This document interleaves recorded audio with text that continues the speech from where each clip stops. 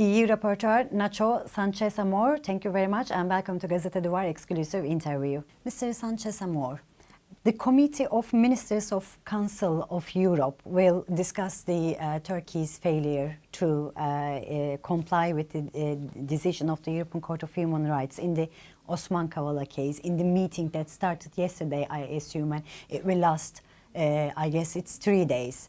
So the committee will also consider whether to impose sanctions on Turkey within the scope of infringement proceedings it initiated last year. So what kind of decisions should we expect?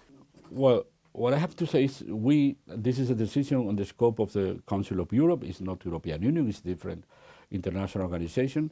The way we approach the issues is to take into account what is the compliance of Turkey with the relevant European Court of Human Rights court rulings. But we, as the European Union, we are not part of the procedure, and then it's not on our scope to decide what to do. We know for sure that there is a kind of fatigue of having a very relevant member state of the Council of Europe, a proudly founding member state of the Council of Europe, and one of the countries more supportive of the European Court of Human Rights in the 60s, when the tribunal was created, not compliant with the issue. I'm not sure about what is the legal scope, but there are some steps that the Council of Europe has to decide. I think now the issue is in the scope of the Parliamentary Assembly of the Council of Europe, and one of the sanctions that are in the legal framework, it could be to refrain or to retain or to suspend the right to vote in some decisions. I hope that this point is not going to be reached, and Turkey is complying with the court ruling, as happened in I think the only precedent of this case was regarding Azerbaijan, in which finally Azerbaijan bent and complied with the issue.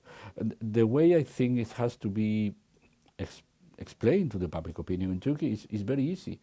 The Turkish authorities that has been part of the procedure and lost, they have to explain to the public opinion they don't agree with the decision. They consider this person has to be maintained in jail. They have to express their disappointment with the decision, but explain at the same time, as a respectable state, we have to comply with the court ruling, and then simply to do. Osman Kavala and Selahattin Demirtas are still detained despite the decisions of European Court of Human Rights. There are some criticism in this point, which is European Union or European Parliament doesn't take any actions but only condemn. So do you think this criticism is justified? No, of course not, because we do what we can do from the legal point of view, and we introduce and we mention both cases in our report. But we are not the Council of Europe, and we have been raising the issue every moment in my visits, in every report, because this is a test for the sincerity of the Turkish authorities to sustain a democratic path. And to sustain the democratic path is at the core of the accession process, meaning we are not legal part of the procedures, we are not legal part of the sanction procedure, but we take into account that Turkey not abiding on the court rulings of the European Court of Human Rights is diverging from the democratic standard, and this is another proof of the lack of, let's say, the lack of compliance of Turkey regarding the democratic standard and affecting the accession process, and one of the reasons for which we decided to suspend and to frozen the discussion of the accession process. You also participated in Saturday's Mothers' protest last weekend. What was your observations? Well, we are happy that finally there were some moves from the Turkish authorities to try to ease and to facilitate the right to assembly and the right to demonstrate of Saturday Mothers. What I appreciated is an enormous amount of security forces surrounding 10 persons, reading a brief statement and coming back out of the premises. I don't know how the powerful Turkish Republic could be considered a threat. The fact that some singular persons asking for truth and justice could be considered a threat for the Republic. The enormous amount of police probably needed in another part of the city and not surrounding 10 persons only reading a statement, is an overreaction. But the last steps of the authorities, I think, are in the good direction. This is a constitutional right of every Turkish citizen. We are not imposing our views. We are not pretending that the Turkish authorities are following our standard. But the right to assembly is in your constitution. And the problem is, if you delegate the protection of the rights, not in the constitutional court, but in the police officers surrounding the mothers, something is not functioning well in the judiciary in Turkey. How close is Turkey to becoming a member of European Union? What does Ankara need to do to convince Brussels? You also just mentioned at the press conference that we need to change our tune and yeah, but there are two different settings. One is accession process, and at the core of the accession process, inevitably we have to examine the Copenhagen criteria compliance, and the other is the neighborhood relations. And for both, of course, we need some trust, and to regain trust is important the language. To use a very harsh rhetoric, to a very threatened rhetoric, to talk about we are coming overnight and we are, that kind of thing is so naive. It's so naive. And we know for sure this is going to be used in the domestic arena, but sometimes what you use in the domestic arena is affecting and is downgrading your international position. Then what we ask from the accession process is to come back to the Turkey you were not so many years ago. You were a more open, inclusive, and mature democracy some years ago. And for that reason, I mentioned this movie, it's Back to the Future.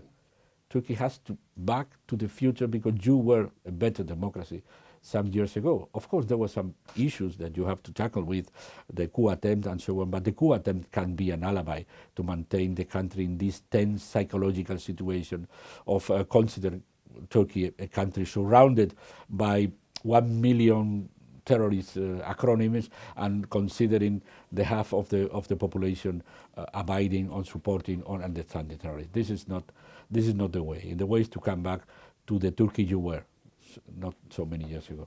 Yeah. My last question will be the crisis, judicial, there is a judicial crisis in Turkey. There is a crisis in Turkey that pits two higher judicial institutions against each other. There is a crisis in the Constitutional Court and the Turkish Court of Cassation. So the reason is the elected MP, Can Atalay, is still detained. So how do you evaluate what is happening between two judicial constitution? And the main question is that I would like to ask you is, how do those decisions made by the judiciary in Turkey receive a response from European Parliament? Well, the first thing I have to say, it's not normal having so many parliamentarians having been lifted the immunity. This is not normal, the first thing. To have a parliament continue in a continued way to dealing with the lifting of immunity is strange. But this last episode of the Constitutional Court deciding thing on their capacity, and the answer of another court is not to abide or not to, let's say, maybe criticize the decision in another ruling. No, it's to open a criminal procedure against the Constitutional Court is so ridiculous. There is, someone here in Turkey assessing the damage to the image of the country outside, having this problem. Sorry again. This is the thing you have to assess. I think the Constitutional Court is doing a difficult job. I think the interpretation of the Constitution, of the Turkish Constitution in another tribunals are very restrictive, and we salute and we praise some of the decisions of the Constitutional Court defending the rights of this particular parliamentarian, defending the rights of Saturday mothers, and this is the way. And how we assess, as a proof of lack of maturity of the judiciary. Sometimes it's saying you have different judiciary system in Europe. Yeah, we have different judiciary system.